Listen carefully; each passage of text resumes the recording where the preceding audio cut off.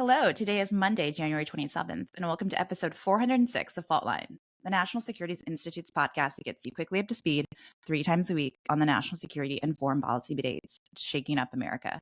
I'm NSI fellow Jessica Jones, and I'm joined today by two NSI senior fellows, Morgan Vina and Amy Mitchell, and NSI CTC senior fellow, Matt Hayden. If you looked away from your headlines and newspapers this week, you might have missed this story that did a full 360.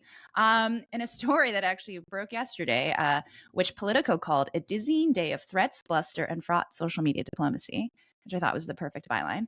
Colombia refused to accept U.S. military planes that were deporting immigrants, which set off a furious reaction from President Trump, who in response announced tariffs and sanctions. Including a 25% immediate tariff on all Colombian imports, which would then raise to 50% in 1 week. The Trump administration would, quote, fully impose banking and financial sanctions against Colombia, a travel ban, and revoke visas of Colombian government officials. This kind of began a social media tit for tat. Colombia's president, Gustavo Petro, who had complained originally about the treatment of migrants on the flights, hit back at President Trump.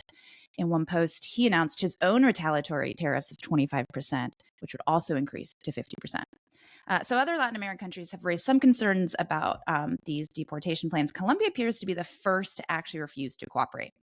However, late last night, the White House announced that Bogota had agreed to all of President Trump's terms. The tariffs were, and the threat of tariffs and imports would be held in reserve. So there was a lot going on yesterday when it comes to this story. So Matt, I'm going to turn first to you. There have been deportation flights that have been taking place to Colombia, dozens of them, but suddenly it stopped yesterday. Like, what was different about yesterday? And what does this mean, moving forward? There's other deportation flights that are also occurring to other countries. Just starting off from a national security perspective, the country of Colombia actually has a lot of great alliances with the United States. Our military and counterterrorism, narco-terrorism efforts are pretty synced up. We do a lot of military exercises with their teams. That we're very friendly, share military bases. Like, there's a good rapport through our national security community, intel sharing and the like. That's not to say that Colombia doesn't have its problems. That includes both political and with its neighbors, and conflict right along the Venezuelan border that led to the president having to actually do a little bit of martial law last week. In the midst of that, he had some flights coming in that he didn't read the room well on, and decided he'd be the first to test the new administration's resolve on whether or not they'd take back immigrants in the United States that were criminals that needed to go back to their home country. The White House is going to have this playbook teed up, and was very quick to act and make sure everyone understood the severity in which this administration views repatriation flights. And so where we find ourselves is that the president's going to see this as a victory, because people know that this playbook exists and it's how the administration will respond. And these flights have resumed. So it feels very knee-jerk, but from this administration's perspective, this is a level setting, even with friends and partners, that this is something that is below the threshold of good neighbors and good partnership. So it'll be interesting to see how other countries respond to this, but I expect it to be pretty consistent, that no matter which country you are, if you won't take back your folks, you're going to deal with this situation. Amy, I want to turn to you. Do you think that this was a victory? Matt's laid out some reasons why. We've been longstanding friends with Colombia. What would a trade war have meant? We talk about Chinese growing influence in Latin America. Is this just another? Are we worried that there's going to be more pushes coming from the Trump administration to move some of our friends and partners into Chinese arms?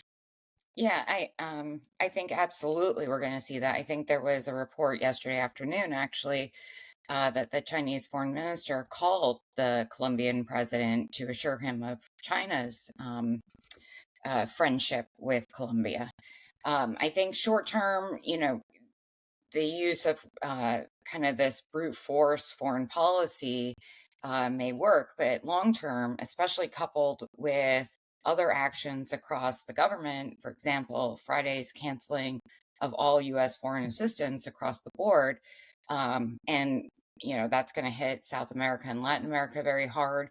That will hit Africa very hard. These are both regions that we are fighting hearts and minds for.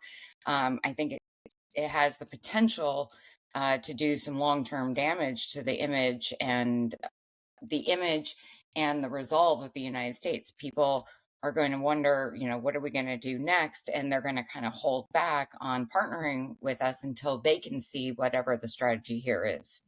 Morgan, turning to you. I mean, so Amy's brought up kind of the bigger picture. These are not the only flights that are leaving the US. There's Mexico. We know that there's been a social media fight also when it comes to our Canadian friends up to the north. And Donald Trump has talked about, fentanyl crossing the border.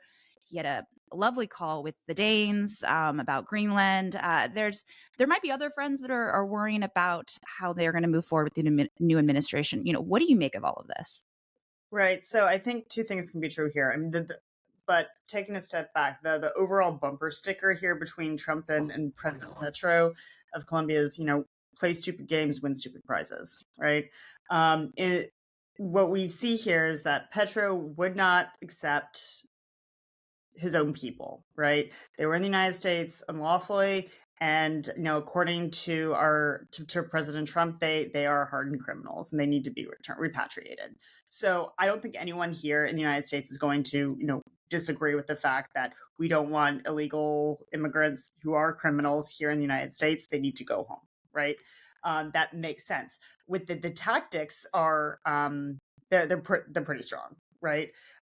Colombia imports about over $5 billion in U.S. Refined petroleum, over $1 billion in corn, nearly $1 billion in soybean. So I think this would have had a severe impact on Colombians. It would also have, frankly, a severe impact on the United States and U.S. farmers, for that matter. At the same time, though, it did send a really strong message. And at least in the short term, it worked, right? At the same time, though, we do see the United States, Colombia is not the only country who has illegal immigrants in the United States. As you noted, Mexico, the northern countries in the Northern Triangle. When it comes to repatriating, people from those countries, they may have, a different response, right? And in the long term, these types of threats may not work. If they're not sustainable, what message does that send to our adversaries in the region, such as China, who are champing at the bit to expand their influence in our backyard? So I think this could, as Amy notes, this could have the potential to backfire. In the short term, we could see some wins. Colombia is a long-term partner of the United States. The United States was the first country to recognize Colombia's independence over its own neighbors like Peru and Argentina. The United States, was a major proponent of Colombia becoming a major non-NATO ally. I think that relationship is going to, remain strong, as Matt noted, particularly in the security context. Politically, we are particularly with this new president, we're going to see some bumps in the road here. But long term, I think it's going to be one that sustains the test of time. Well, we're 1 week into our new presidential administration, so let's see what other friend and partner might be next up in the social media fraught and our social media diplomacy. That's a wrap. Thanks so much to Kelly Crawley, Claude Jennings, and the NSI team for their help in producing today's episode, and our guests, Matt and Amy, today.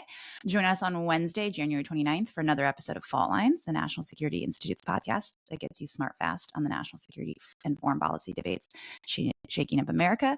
We're on YouTube, so check us out there if you have some extra time this Monday. And if you like what you heard or saw, be sure to rate, review, and subscribe.